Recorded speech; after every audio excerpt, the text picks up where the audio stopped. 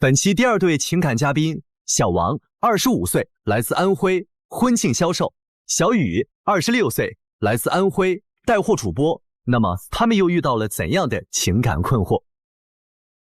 你们爱情观念有什么不同？他总是我一个女性朋友的错，我们只是好朋友，但是他觉得男女之间没有纯友谊。她有一个女闺蜜，她们之间有特别奇怪的亲密关系，我很介意，但她还是将错就错。你看不惯对方的哪些缺点？他占有欲太强，觉得我们谈恋爱不应该有隐私，还总是爱伤我面子。她爱说谎，自尊心强，她特别小心眼。闺蜜这是啥情况呀？就是跟她的一个女性朋友有一个特别奇怪的这种关系，你知道吧？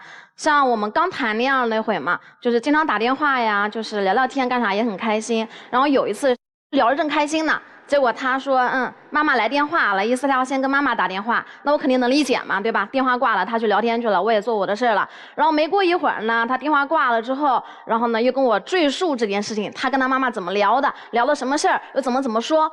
他就是反复的赘述这件事情，我就觉得肯定不对劲嘛，然后我就逼问他啥情况，他就一直不说，越描越黑，就是有点那种感觉，然后我就直接气得把电话给挂了，我觉得这事肯定没有那么简单。后来他看我急了，也直接跟我说实话了，他说有一个玩的挺好的女性朋友突然给我打电话有急事，也就聊了没两句就挂了。那我听更生气了呀！首先，他因为女性把我的电话给挂了；其次，他还跟我说谎，看我生气了才跟我讲。其实没有像他想那么偏，他这个女闺蜜是我高一就开始认识一个同学嘛，处成了这种好哥们嘛。那个时候因为3、5年也没见过了嘛，然后后来联系也不多，平时没事也不打电话。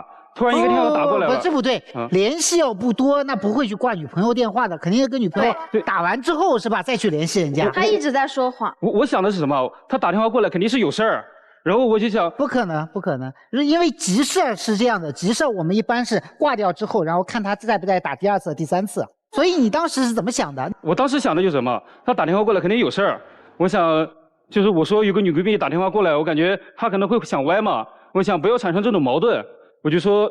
随便找个理由，然后啪挂了，我先接他看怎么事儿。你这句话说给鬼听，鬼都不信。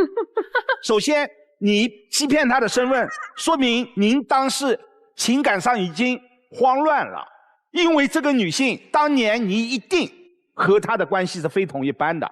第二，可以把她的电话完全的撇开，说明她在你心中的那个位置，还有什么好说的？我后面也跟她很少联系了。这我就要有话要说了啊，就因为这事儿哈，第一次吵架我心里面已经有阴影了，是吧？然后第2次因为啥事儿哈，我们吃饭嘛，像我爱拍照，他平时还说我老拍照不吃饭干啥的啊。结果呢，跟他吃饭的时候，也就一次。我说你怎么不跟我说话，你干啥呢？他就说跟上次那谁聊天呢，他以为我接受这件事情，但是我还是不接受的呀，我心里面我就应激了，我就说你怎么又跟他聊天，怎么就他那天跟我吵过之后，我就也没主动联系过他。那天正好因为什么事儿我忘了，然后联系上了。重点别忘，因为什么事儿？你可能也是闲聊啥的，然后那时候我就不联系还闲聊吗？就是。你看，说不明白了吧？就是也是我不主动联系这种嘛。对，有时候我跟你讲，你在我们这儿就不要撒谎，没有用。还有吗？跟这个女闺蜜的？你要说前2件事啊，就是我危言耸听，我想多了啥的。第3件事就坐实了，啥情况啊？就是他那次发工资有奖金啥的，提前跟我说了，说要给我买礼物。然后我知道他那个女性朋友是卖首饰、卖金饰这些东西的，那我就说，那你可不要在他那买哦。然后他说好。答应的好好的，结果送礼物当天我就问他从谁那买的，他又说从我那个女性朋友那买的，那我当时直接吵架了嘛。我想的很简单嘛，然后我就想着一个是能便宜不少，第二个我觉得我挺相信他的。所以啊，你女朋友生气不是空穴来风啊，不是跟你耍小性子，人家别人的女朋友要求男朋友都说这女生我吃醋，我介意，你给我删了。你没要求过吗？我要求过呀，就因为这事也吵了2、3架呀，吵得很凶。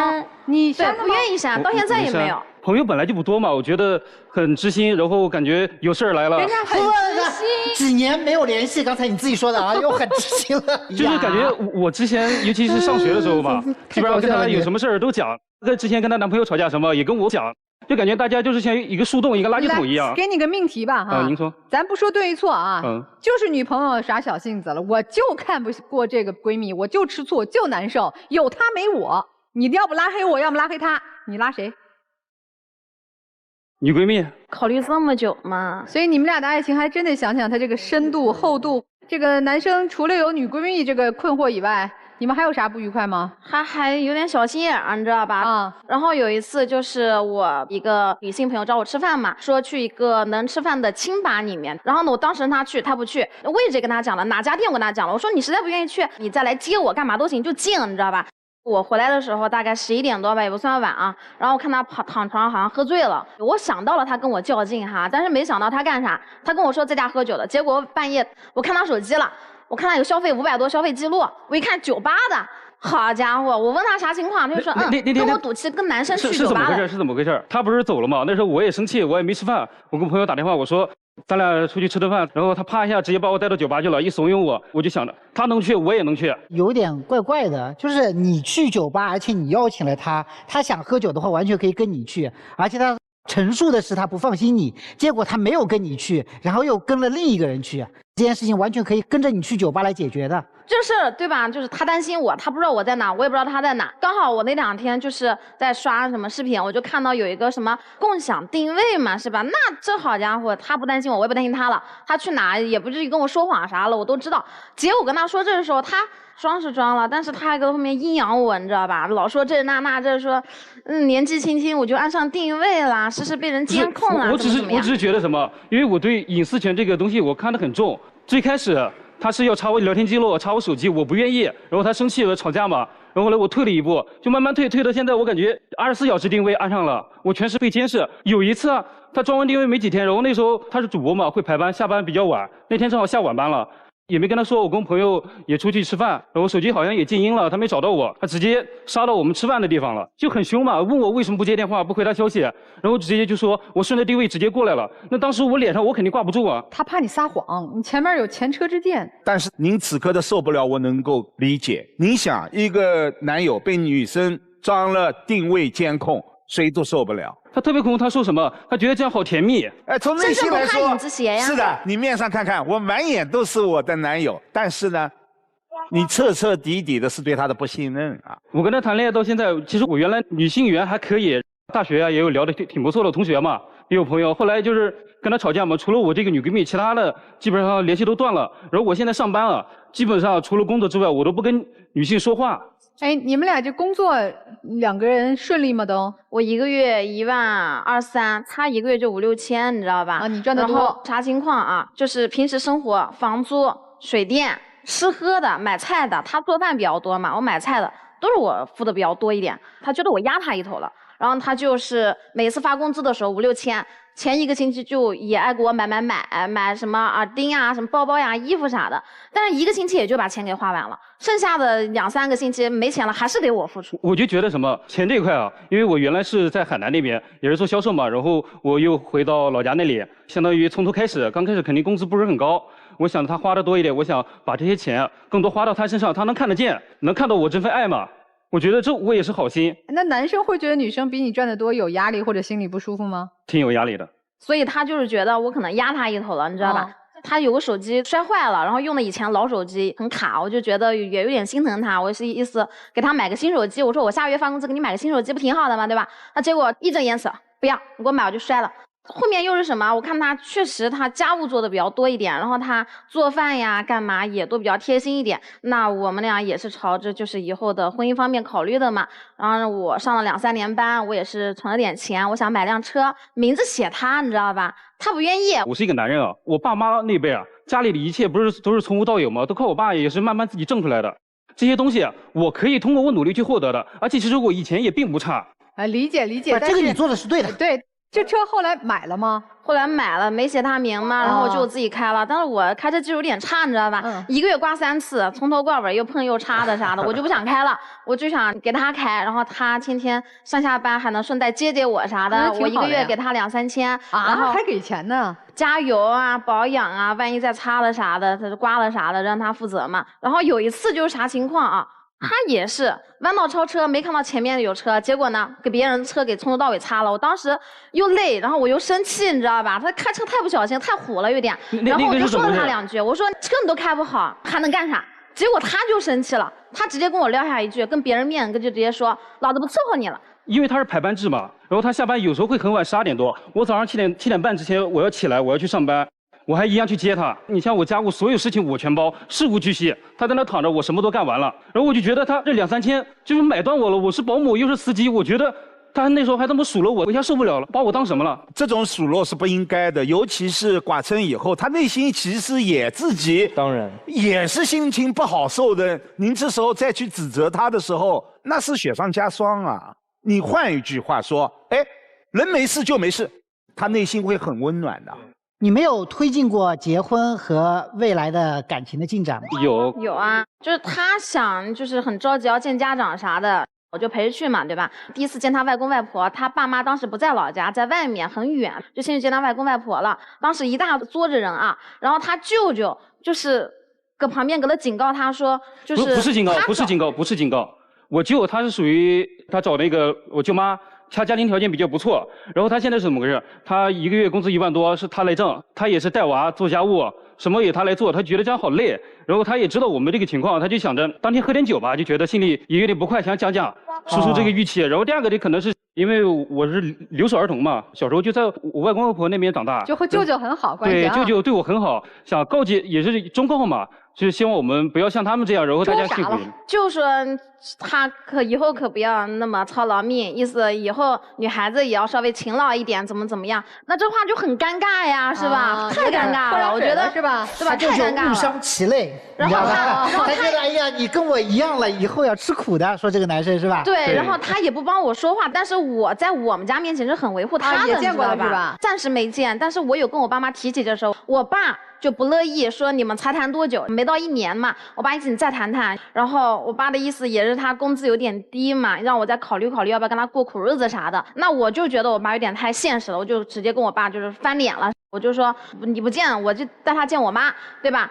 反正这意思就是我愿意为了他跟我爸吵架。姑娘，你想的也有点反。现在的问题是他们家那边没阻碍，你们家这边有阻碍。虽然是你吵架了，但阻力其实是来自你们家的。而且人家舅舅确实也没说错。哎，男生那就问你了，确实也没说错。他爸爸不太同意啊，都不愿意见你哦。因为我之前在海南那边做的不错，我觉得我现在从头开始慢慢努力嘛。本来我现在也是快升职了嘛，我觉得再往后1年，我也有这个底气去见我这个未来老丈人。我觉得在这点上，小伙子还挺好的。你爸现在看不上我，我不气，我也不着急，不生气，我继续努力，迟早老丈人得认可我。但是你俩现在的主要矛盾是，还是所谓那些他撒谎呀，什么闺蜜呀？对，主要是他那个女闺蜜，我希望她能改。你的核心诉求是她得删女闺蜜。对，听一下我们这对夫妻的什么印象？我觉得爱情当中不能有谎言。你支持女孩哈？对。啊，太太呢？我也支持女孩，就是我觉得吧，女生感情是比较细腻的，她就是在乎的东西可能比较多吧。哎，我多问丈夫一下啊，就是你会觉得这女孩就像男生说的，就占有欲太强，什么还老监督呀什么的。如果说男孩这么觉得，我还觉得还是自身原因，因为你自身不够强大。你看看，大家都觉得你有问题啊。来听听老师们的建议啊。首先从女孩立场来说的话，我觉得你先不要着急结婚，因为你要考察她的事情还有很多，你要为了你的人生去负责任。我觉得你爸爸说的话其实也有一定的道理，父亲一定会希望女孩就是幸福，所以他看的问题会比你更长远。然后第二点就是别冲动，你的性格里面太冲动了，一旦情绪化做决策的人，你未来你要在这个上面你要付出的代价，这个东西是你现在无法估量的。还有你对他要有几个基本的认知和判断，一个是他对你是否忠诚，你现在连他对你是否忠诚你都不确定，这个男的如果一而再再而三触犯我的底线，你就甩。你更多的应该把你自己的人生怎么经营怎么规划，你自己设立一个标准，我觉得这个比较实在一点。男生你确实很没有异性边界感，还树洞，还很知心，你最知心的人不是你的女朋友，所以你们俩这段关系呢，你不适合进入下一个阶段。你别害你自己，你也别害人家姑娘。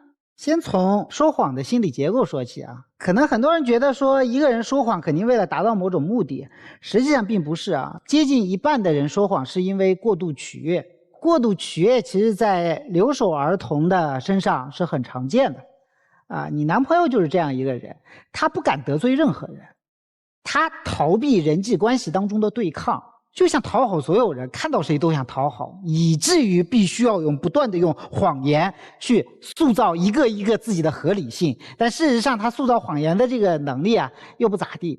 就说谎这个毛病肯定是不好的，但这个毛病是基于你本身，包括是他跟他舅舅，他为什么不敢说这个话？因为小时候可能就他舅舅疼他，所以他根本不敢对抗他舅舅。而且未来不好的地方在于什么？他宁可骗你，他也不会去对抗外人。所以他在外面，你会以后时间长了，你会觉得他很懦弱。但是呢，像他这样的人，他又有一个状态，就是他本能的会去紧紧的去抓住自己能够获得的那种别人对他的那种好，这也是他对于你的这个状态。所以他在生活里面，他无比的取悦你，让你感受到舒服，你又能感受到他很依赖你。那这又说到另一种人格结构了，就是像你这样过度宠溺家庭出来的。过度宠溺家庭出来的女孩子，她有一种爱溢出，你对于可怜的人你就没有抵抗力，结果她就是很可怜的人。然后呢，你在她对于你的依赖和需求当中，你感受到了自己的价值，因为你从小到大你做什么事儿，爸妈都帮你这个做完那个做完，你没有那种靠自己，别人要依靠我的，你没有遇到过。今天有一个男生来依靠你，所以你现在有点上头。所以我很同意文娇老师刚刚说的话，就不着急结婚。我没有看到你们两个人身上有太大的问题，说出轨啊什么的，证据不足至少。但是呢，男生身上你的过度取悦、害怕人际关系里面的对抗，甚至于宁可让自己不断的撒谎，这个事情将来是会越跑越偏的。这个对抗你是一定要学的啊，不然的话以后你永远取悦，永远用撒谎的模式啊，我用你累死了，你爱人也累死了。至于姑娘，你要爱这个男生，一定得是这个男生身上有光芒让你看到，而不是因为这个男生依赖你、需求你以及取悦你。依赖、需求和取悦，时间长了之后会演化成你觉得这个男人你太懦弱，你太粘人，你一事无成。到了那个时候，你会发现他身上的光芒呼一下没有了，然后到那个时候你怎么办？上头的时候总会过去的，你要等到自己下头的时候再看看这个男生还值不值得你爱。其实我换个角度去解读你们两个的情况，我还是觉得你俩之间有感情的，就是你们之间那种愿意为对方付出的心是有的。那付出的方法和方式好不好，我们再做讨论。你看，其实男生说，我现在虽然收入没有那么多，但是你看我也爱干家务，我是愿意付出的，因为他还是喜欢你的。那我觉得女生其实对男生也是有喜欢的，也是方式不够那么好。其实你虽然工作赚钱，你生活独立，但其实你情感是依赖的。你别觉得说，哎呀，我买车都要写你的名字，我是付出型的，我可不是依赖你的，不对。你其实是想把你们本来在你们现阶段情感关系的那个距离无限的拉近，无限的紧密。你把车买到他名下，其实是因为你很依赖于他的情感，你希望通过这种方式让他更爱你。其实我们一个独立的人格，不仅仅是生活上、财务上独立，更应该做到的是情感独立。我爱你，但是我用尊重你的方式去爱你，我也用尊重我自己的方式去爱你。我们情侣之间该有的空间、距离和尊重是必须的，因为这是我们人格独立成长的必须。我倒是觉得在这个恋爱关系当中，女生更应该学会的是去独立自己。你千万可别再跟人下那个什么共享软件了。你不信任他，固然是他说谎给你带来了一些阴影，但更多的是你不信任感情。所以不要用这种依赖型的方式去和他相处。他想骗你，他怎么都能骗你。你下了定位软件，他也能骗你。他不想骗你，他真的爱你，你不用监督他，他都会很爱你。所以不要做这么幼稚的事儿啊，这么不成熟的事儿。如果奔着婚姻去，我们就先成熟，先独立，先完整，才能有一个幸福的融合在一起的家庭。就说到这婚姻这个方面啊，说3点。第一点呢，婚姻当中我觉得是有一个恋爱的甜蜜期，第二点是恋爱的接受期跟恋爱的共融期。那首先我们甜蜜期分为甜蜜同时也有厌恶。那甜蜜期我们共同积累我们自己的美好的事情，让我们以后可以有很多事情去想象。你看，哇，当时我们多么美好，哇，接下来我们还会继续美好。那慢慢的发展下去之后也会厌恶，有的时候积累一些小矛盾之后，双方说什么大家就觉得，哎呀，我好烦他呀，会有这样的一个过程。但是这个过程你们过了，对吧？接下来再一个过程就是接受期，你接受了彼此身上的一些不足，就像你现在滔滔不绝的在讲他在撒谎的事情，但是你还是依旧爱着他。好了，那接下来就共融期了。那我们接受完了之后，把我们所有的缺点共融在一起，还发现我们是不是还要在一起？那现在事实就是你们还是要在一起。那事实证明你们就分不开。在我的观点来说，你们已经到了一个可以结婚的一个阶段，至少你们具备了一个结婚的条件。接下来看你怎么去做，看你们怎么去疏通这个撒谎的事情。记住，治水不是用堵的，而是要疏通。明白了。我采访过不少的留守儿童和留守儿童的家庭，男生身上确实我看到了当年的留守生活对您今天的人生和生活已经造成了一定的影响，这种痕迹很明显。你很显然，你就是一种超强的自尊心在爱自己。这种所谓的超强的自尊心，它的背后，那就是自卑，甚至是自私。我非常认同刚才陈先生说你的那句话，说你不够强大，我非常认同。一个男人的强大很简单，他就是能够看到自己的长处和自己的短处，我们根本不需要在别人身上去获得安慰和肯定。这也就有了你的那个女闺蜜。我坚信她和女闺蜜在情感上是没有问题的，但是女闺蜜是不断的能够输送给她安慰和肯定的，她很享受。但你忘了，爱情的空间很狭小，它只容得下2个人。如果你真心爱她，这样的改变不难。女生有没有问题？当然有。她心中你占据她内心的位置是很大的，满眼都是男友。但你要明白，再爱一个男人，也不可能用这样的控制欲，我们去绑架，我们去占有，是不可能的。有时候需要的，那就是自己的这种内心的自信。老师们建议去思考一下啊，我们也请2组嘉宾都回到我们的门后，稍作思考，看看你们的选择，好吧？来，请回。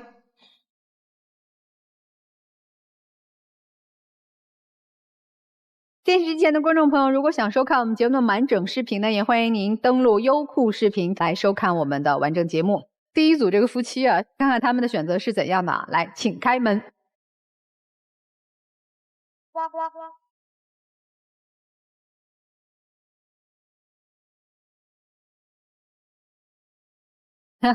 这老公很开心的样子啊。对，一副想过的样子。这媳妇儿还是挺不错的吧？对，今天来到这里边，经过5位老师的点评，我心里也茅塞顿开了。就是与其改变不了别人，先改变自己吧。毕竟我们前世不知道多少次的擦肩而过，才遇到了今世我俩在一起。哎呀，这么远的距离，我俩在一起也不容易。我只想对我的爱人说，以后无论咱俩遇到什么问题，不要冷战，拿在台面上，咱们互相商量着来。我会就说改变一下自己，什么事多和你说，多和你沟通，多陪孩子。对，多陪孩子。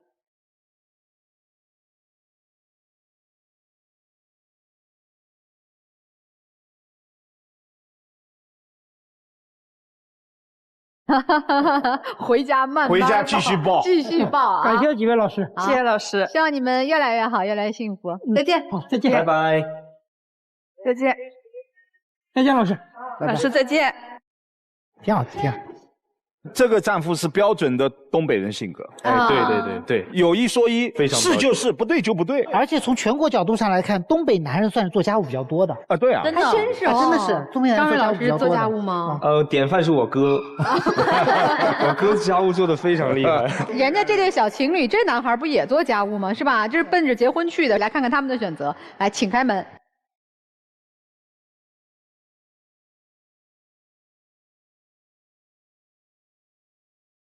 挺好，挺好。你得有进步呀，男生。慢慢学习成长嘛，然后也改掉我这些臭毛病嘛。先改啥？第一个，先把女闺蜜删了。对，第二个，然后把我这个说谎这个问题给它改掉。哎，您有没有感觉，您笑起来的时候特别的灿烂，特别的阳光啊？小时候虽然留守的时候遇到了一些阴影，但不要忘了自己背后大片的阳光。每天这么笑多好。我们女生也漂亮，是吧？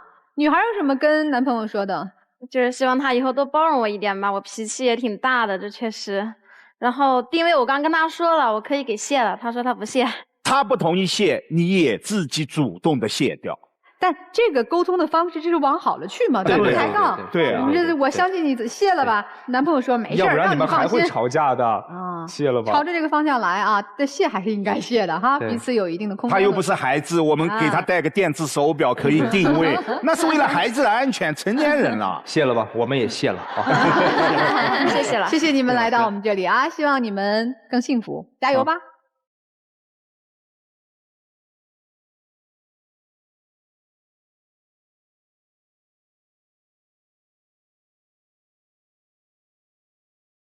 祝福你们啊！等到哪天结婚了，不要忘了我们5个人喜糖哦。好的，谢谢各位老师。好，谢谢。好，再见，拜拜。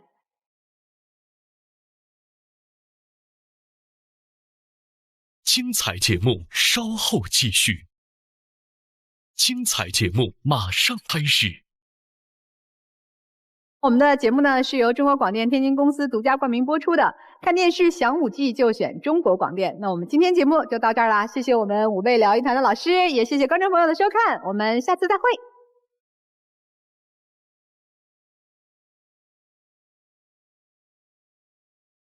融美好，共未来，天津卫视。